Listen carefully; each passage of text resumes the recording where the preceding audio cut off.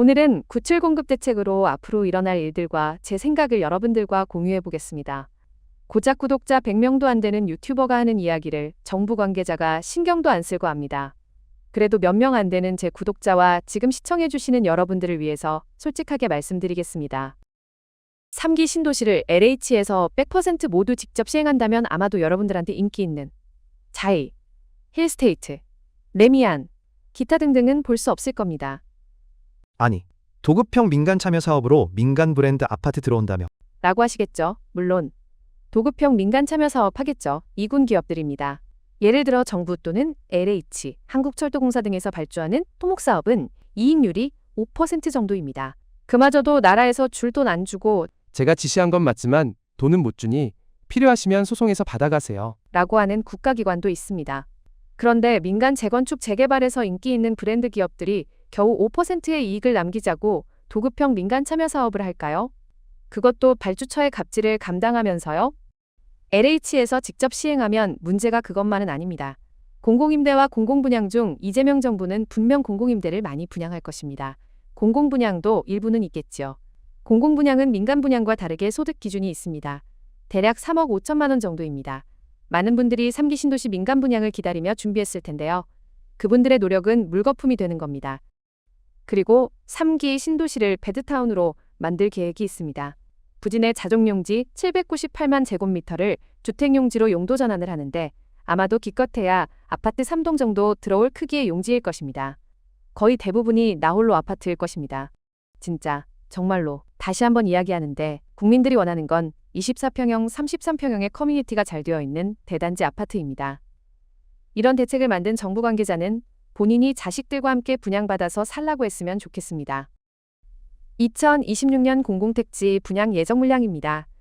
근데 이상하지 않나요? 분명히 앞에서 LH가 직접 시행하여 분양을 앞당긴다고 했습니다. 고양청릉 1600세대, 남양주황숙 380세대, 남양주황숙 이지구 1490세대, 인천계양 1300세대, 부천대장 500세대 이것이 앞당긴 물량인가요? 정부가 정말 의지가 있다면, 그리고 LH가 직접 시행하여 분양을 앞당길 수 있다면 2026년에 분양 물량이 10,000세대는 될 수 있지 않나요? 전 여기서 정부의 의지가 매우 약하다는 것을 다시 한번 느꼈습니다. 신규 주택이 없어서 주택가격이 올라도 대출만 억제하면 된다는 정말 무식한 발상인 거지요. 이로써 2026년, 2027년 공급대란은 확실시되고 있는 것 같습니다. 이것도 말장난입니다. 오세훈 시장이 진행 중인 사업을 본인들이 한다고 포함시킨 것도 정말 웃기죠. 모아타운도 마찬가지입니다.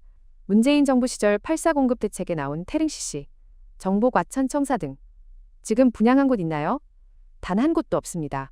저도 그 시절 정부의 말을 믿는 등신이었는데 정말 후회 막심합니다. 그리고 대학교 연합기숙사 만들면 좋지요. 대한민국을 미래에 이끌어갈 소중한 자산들입니다. 그런데 이것이 주택 공급 대책인가요? 대학교 기숙사가요? 이건 오래전부터 나온 이야기입니다. 근데 왜 안 된 걸까요?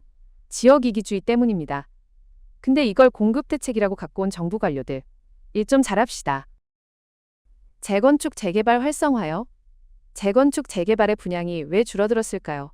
이건 원인이 급격하게 오른 시공비용입니다. 그럼 시공비용이 왜 올랐을까요? 자재비가 올라서요?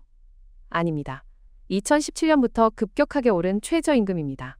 최저임금이 급격하게 오르면 모든 물가가 오르게 되어 있습니다. 그걸 모르는 정부 관계자라면 정말 바보입니다. 급격하게 오른 최저임금이 건설근로자의 임금 상승을 야기시킨 것입니다. 건설근로자 중 반장급 근로자분들은 월 1,000만 원 이상 받으시는 분들도 있습니다. 건설근로자가 월 1,000만 원 이상 받는 것이 잘못되었다고 말하는 게 아닙니다. 현장에서 반장급 근로자라면 그 경험과 노하우는 정말 대단한 것입니다. 다만 최저임금을 그렇게 급격하게 올려 시중에 돈을 풀고 물가 상승을 야기시킨 것이 근본적인 원인입니다. 비싸진 인건비로 공사비가 올라가고 그로 인하여 조합원의 부담은 늘어나고 거기에 일반 분양가도 함께 올라가게 된 것입니다. 거기에 제로에너지 건축물 의무화가 적용되어 앞으로 공사비는 더욱 올라가고 이것이 주변 아파트 가격을 또 자극할 것입니다. 최저임금 인상 새로운 에너지 체계로의 전환 모두 좋지만 거기에는 분명히 우리가 감당할 사회적 비용이 있다는 것입니다. 공급 없는 97 공급 대책에 대한 평가는 여기까지입니다. 마지막으로 여러분께 드리고 싶은 말씀은 적어도 내 집 마련 1주택은 벼락거지가 되는 것을 방지하는 매우 좋은 방법입니다. 저 역시 문재인 대통령 시절 문재인 대통령 믿고 내 집 마련을 미뤘습니다. 집값 하락을 기다렸지요. 결과적으로 제 주변 지인들보다 가난해졌습니다. 3주택 이상의 투기를 조장하는 것이 아니라 1주택 내 집 마련은 자금 여력이 되는 한도에서 최대한 빨리 하라는 조언입니다. 그리고 정부는 주택가격 폭락을 원하지 않습니다. 97 공급대책 발표 직후 기자간담회에서 어느 기자분이 정부가 생각하는 적정 주택 가격은 어느 정도지요? 라고 질문을 하였습니다. 김윤덕 국토부 장관님은 정부가 생각하는 그 안정이라고 하는 건 현재 상태가 지금 어떤 오름세가 꺾이고 또 주택값이 떨어지는 것도 원치 않습니다. 사실. 라고 대답하셨고요. 앞으로 3기 신도시는 임대와 2군 건설사 브랜드로 채워질 것입니다. 여러분이 그렇게 기다리던 3기 신도시의 1군 건설사 일반 분양이 사라질 것입니다. 여러분은 현명하시니 좋은 결정하실 거라 믿습니다. 감사합니다.